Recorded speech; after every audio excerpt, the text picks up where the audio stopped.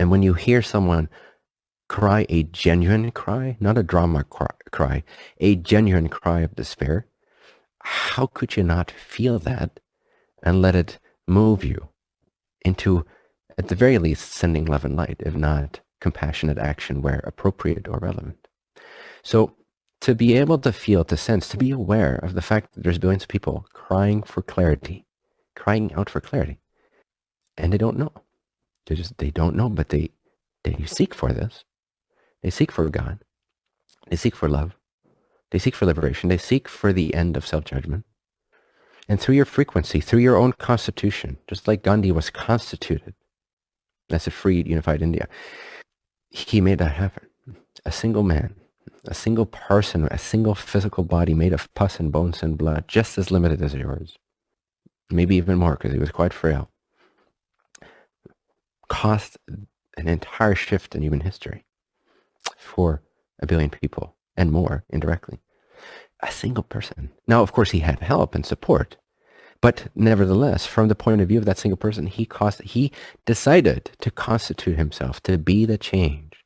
I'm going to talk about this more tomorrow, how to do this, the metaphysics of this, how to conquer yourself in that way, how to attain to that state of power and invincibility when it comes to your mission, your destiny. He was constituted, he was that, regardless of consequence. Now that's service to others in the purest sense. But you are that.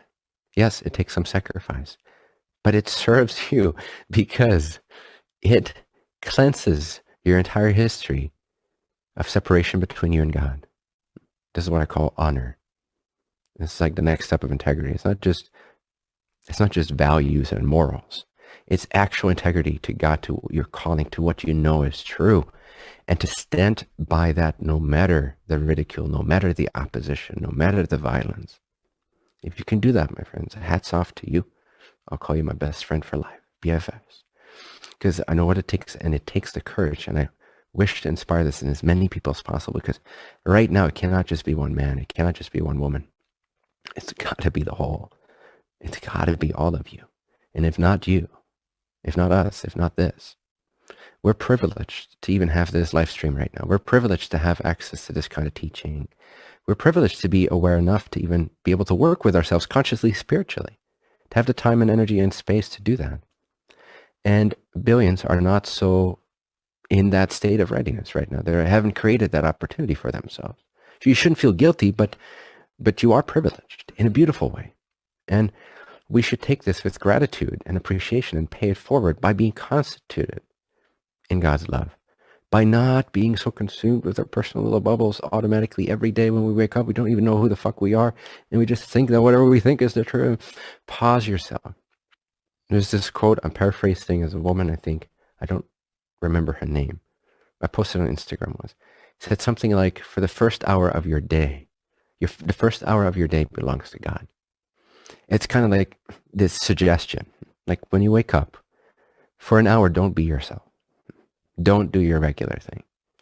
Allow that 1 hour to belong to God. Call it meditation if you will. Call it contemplation. Call it openness. Call it surrender.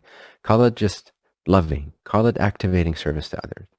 But make the start of your day intentional and see beyond the bubble of your own life. Forgive the elements of your own life. Forgive yourself. Forgive the people in your life. And start loving like God loves. Start loving like the sun, not just like this little candle flame with self-interest. And it's perfectly fine to have your own desires. They're beautiful. And they will also be fulfilled along the way. As Jesus said, seek ye first the kingdom of heaven, and all else shall be added on to you. But seek ye first the kingdom of heaven. What is that kingdom? It is God's love. It is the love of source. It is that non-dual, formless love that all can access. Take some practice, take some surrender, but all have access to it. It is accessible. It's not something in the sky, although it's also in the sky because it's everywhere. But it's not just in the sky. It's also in the earth. It's also in your body. It's also in your mind, like the neutrinos. 100 trillion God particles flying through you every second. Are you aware of that? No, you're aware of the grocery list you have to do, the taxes you have to do, the grudge you're holding against your neighbor, why he didn't cut his lawn in time this week, and it makes it look, not good with your lawn. That's what we're concerned with. If we don't pay attention, it's not what you mean to be concerned with. It's by no means representative of your soul. And trust me, I know that. It's not representative of who you are. And I don't hold that behavior against people. I don't hold it against myself either if it happens. So I get it. It's easy to get swallowed up in the human bubble perspective. And in some senses, that's all you're designed to do here. However, God's love can take you far beyond that. It can truly transcend the 3D little bubble world. And there's an interesting process when that 3D bubble consciousness starts to be rubbed off on by this God presence. This is where the alchemy happens. This is where you become more than just a personality. This is where you become one with all that there is ultimately, more and more every day. And your service is going to be automatic. Ra also says in a different segment, for those who have attained to intelligent infinity, who have penetrated to intelligent infinity, God, essentially, service to others is automatic. It's no longer a choice. They have no choice. It's choiceless. In that state, from that understanding, you cannot not be of service to others. It's literally drops away as a possibility. It's no longer an option. Not that you make a sacrifice, it's just no longer an option. Try to imagine that you cannot choose service to self. It's not possible. It doesn't mean that you don't enjoy going to a nice dinner and savoring the food, or take a bath for yourself and nourish yourself. All that is included, but even that is part and parcel energetically of being of service to the whole.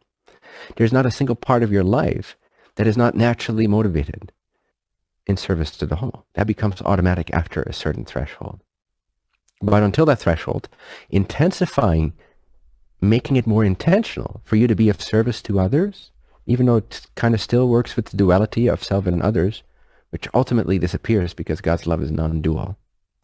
But nevertheless, in this illusion, in a practical sense, on a day-to-day basis of where you're going to invest your energy and actions, if you make that more aligned with service to others, in whatever way comes most naturally, passionately for you, whatever your natural talents are, whatever your natural expression is, whatever your natural avenues are, to intensify that, you will already feel a great openness and a great surrender and a greater honorable alignment to God. Your will is starting to merge with thy will, with the whole intelligence of what's in the best interest of all that is.